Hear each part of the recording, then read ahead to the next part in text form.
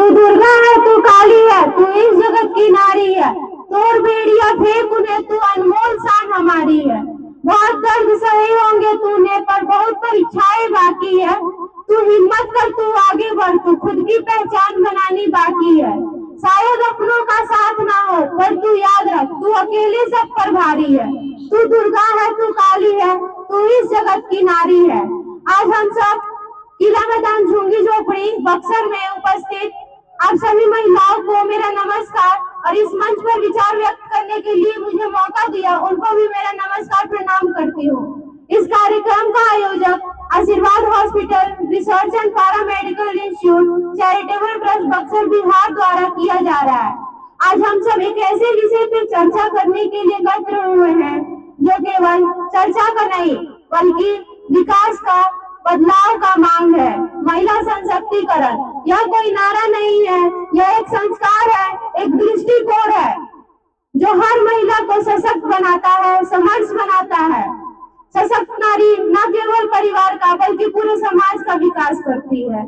आज नारी को केवल सहानुभूति नहीं, सहयोग और समानता की आवश्यकता है। जैसे हमारे भारत में द्रौपदी के अपमान में महायुद्ध को जन्म दिया, और ऐसे ही हमारे रामायण में माता सीता की हरण करने वाले को रावण का भी अंत हुआ। यह दिखाता है कि नारी का सम्मान ही समाज की स्थिरता है। जहाँ नारी का सम्मान होता है वहाँ धर्म और संस्कृति पनपती है। याद रखिए, अगर लक्ष्मीबाई ने तलवार नहीं उठाई होती, अगर कल्पना चावला ने सपने नहीं देखे होते, अगर मेरी कॉम ने मुक्के नहीं मारे होते, तो आज दुनिया हमें रसोई और चौखट से पहचानती। भारत के स्वतंत्रता संग्राम में नारी का शक्ति का योगदान अमूल्य रहा। जैसे हमारी रानी लक्ष्मीबाई उस झांसी की रानी कहलाई जिन्होंने अपने बाल पुत्र को पीठ पर बांध के शत्रु से युद्ध किया। उनकी तलवार आज भी हमारे लिए साहस का प्रतीक है।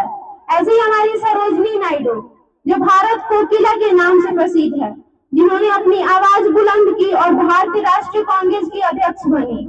ऐसी कस्तूरबा गांधी महात्मा गांधी के साथ साथ चलकर संग्राम और समाज सेवा में बराबरी की भूमिका निभाई और भारत की आजादी के आंदोलन में भाग लिया। वैसे ही हमारे आधुनिक भारत में जैसे हमारी कल्पना चावला थी, भारत की पहली महिला अंतरिक्ष यात्री जिन्होंने अंतरिक्ष में जाकर भारत का नाम रोशन किया।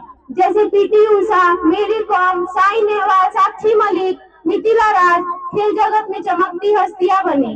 किरण बेदी हमारे देश की पहली महिला आईपीएस अधिकारी।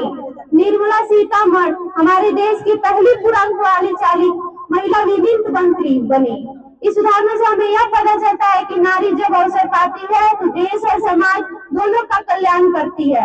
आज महिलाएं चंद्रमा पर जा रही है, लेकिन आज भी कई गांव में ऐसे बहुत से गांव है जहाँ स्कूल जाने से रोका जा रहा है महिलाओं को। वर्तमान समय में आज भी ऐसे कई महिलाओं को समान अधिकार नहीं मिल पा रहे हैं। जैसे हमारे ग्रामीण भारत में शिक्षा की कमी है, घरेलू हिंसा है, बाल विवाह है जैसी सामाजिक बुराइयां तथा कार्यस्थल पर भेदभाव, राजनीतिक के समिति भागीदारी है, आर्थिक निर्भरता। आज भी यह विरोधाभास है कि हम एक तरफ स्त्री को देवी की पूजा करते हैं और दूसरी ओर जीवित नारी को अपमानित करते हैं। यह हमें बदलना होगा। जैसे हमारी राजनीति, मीडिया, विज्ञान जैसे क्षेत्रों में महिलाएं ऊंचाइयां छू रही है, परंतु यह प्रगति संगम नहीं है, यह शहरों तक सीमित है। हमें यह सुनिश्चित करना होगा कि हर गांव, हर मोहल्ला, हर घर में महिला को उनका हक मिले, उनकी गरिमा मिले और उनको सुरक्षा मिले। यदि हमें समाज को सशक्त बनाना है तो पहले नारी को सशक्त बनाना होगा। मैं जिस विषय पे आप सबके समक्ष बात कर रही हूँ वो है महिला सशक्तिकरण। सशक्तिकरण का आप लोग अर्थ पता है क्या है? शिक्षा, आत्मनिर्भरता, निर्णय लेने की स्वतंत्रता, कानूनी सुरक्षा और अधिकार, और स्वास्थ्य और सम्मान। यह केवल महिलाओं के लिए नहीं बल्कि पूरे समाज के लिए आवश्यक है। एक शिक्षित महिला एक पीढ़ी को शिक्षित करती है। एक आत्मनिर्भर महिला पूरे परिवार की रीढ़ होती है, और एक जागरूक महिला भ्रष्टाचार और अन्याय के खिलाफ आवाज उठाती है। यदि हम महिला को सुरक्षित, शिक्षित और आत्मनिर्भर बना पाए तभी हमारी समाज प्रगति कर सकता है। और जब हम महिला को अवसर देते हैं तो समाज को दिशा देती है। हम सबका भूमिका क्या है? परिवार में बेटा बेटी में भेदभाव ना करें, बेटी को उच्च शिक्षा तक भेजे, अवसर दे ताकि हर बेटी के हाथ में किताब कलम और स्कूल मिले। जैसे परिवार में महिलाओं का राय को महत्व दे, ऐसे समाज में हर महिला को सुरक्षित वातावरण बनाए ताकि हर गली हर सड़क में महिला निडर होकर चल सके। जैसे पंचायत विद्यालय अस्पताल संस्थाओं में महिलाओं को भागीदारी सुनिश्चित करना होगा। हमें सामाजिक बुराइयों के खिलाफ सामूहिक जागरूक फैलाना होगा। जहाँ नारी की पूजा होती है वहाँ देवता निवास करते हैं। जैसे हमारी भारत संस्कृति में क्या किया गया है, नारी को केवल शरीर नहीं शक्ति और साक्षात रूप माना गया है। जैसे माँ सरस्वती जो विद्या और बुद्धि की देवी है, माँ लक्ष्मी जो समृद्धि की प्रतीक है, जैसे माँ दुर्गा व काली जो रक्षक और संग्राहक दोनों की देवी है। हर नारी में ये गुण समाहित है।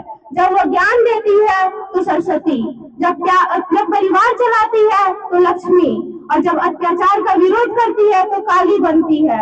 यह केवल एक नारा और कार्यक्रम का हिस्सा नहीं बल्कि समाज की आत्मा और देश के भविष्य का प्रश्न है। तो हम सब आइए मिलकर संकल्प लें कि बेटी को शिक्षा सुरक्षा सम्मान और बेटा बेटी को एक समांतर अवसर देंगे ताकि आने वाली पीढ़ी यह न कहे कि नारी को अवसर नहीं मिला, बल्कि यह गर्व से कहे कि नारी को संसार में बदल दिया। आप सबका मेरा बहुत बहुत धन्यवाद। और इसी टॉपिक में हम कुछ चाहते हैं कि हमारी आंगनबाड़ी की शिक्षक इस बारे में आप सबको सशक्त बनाए ताकि हमारे देश की हर महिला सशक्त बने, अपने हक के लिए लड़ पाए। धन्यवाद। हम क्या बोलेंगे जी? आप वही घरेलू हिंसा के बारे में बताइए आप। घरेलू हिंसा आजकल बाल विवाह किया कर दिया जा रहा है। हेलो,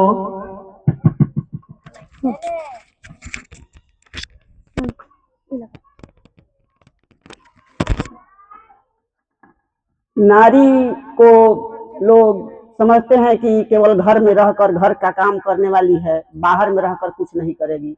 लेकिन नारी ऐसी है जो पुरुषों से कम नहीं है। हर जगह पर नारी ट्रेन चलाती है, नारी जहाज चलाती है, नारी राष्ट्रपति है, नारी प्रधानमंत्री है, नारी हर जगह नारी ही नारी है। नारी को कोई कम न समझे। नारी पुरुषों से कम नहीं है अगर लड़कियों को उस स्तर तक पहुंचाया जाए। इसलिए हर लड़की को उतना शिक्षा देना चाहिए ताकि वो समझ सके कि हम लोग भी समाज में रहने लायक हैं, बराबर हैं। नारी को शादी कर दिया जाता है, छोटे उम्र में चली जाती है दूसरे के घर लड़की, और उस पर जोर जबरदस्ती करके ये करो वो काम करो, जबकि करने लायक नहीं रहती है। तब भी उस पर सब लोग उसके सास ससुर पति सब उस पर दबाव डालकर उसको बहुत प्रताड़ित करते हैं। वो लाचार होकर अपने को आत्महत्या करने पर उतारू हो जाती है। तो ऐसे इसलिए नारियों को लड़कियों को पढ़ाना जरूरी है, इसलिए कि वो समझ सके उसके माँ बाप लड़की ही आगे चलकर एक अच्छी माँ बन सकती है, वो समझ सकती है। इसलिए लड़की को कम उम्र में शादी नहीं करेगी, अपने पति से अपने सास ससुर से कहेगी कि मेरी लड़की जब तक समझदार नहीं हो जाए इसका शादी नहीं होना चाहिए। जो समझदार हो जाएगी जाएगी अपने घर में तो वो भी समझेगी, उसके पति भी समझेंगे कि हाँ ये इस स्तर तक है, हम लोग इसको प्रताड़ित नहीं करना चाहिए। इसलिए आप लोग से हमको विनती है कि आप लोग भी अपने लड़की को पढ़ाइए लिखाइए, लड़कों से कम मत समझिए, इसको भी स्कूल भेजिए ताकि ये भी आगे चलकर एक अच्छी माँ बन सके। इतना ही कहकर हम अपने बाणी को विराम देते हैं। Thank you.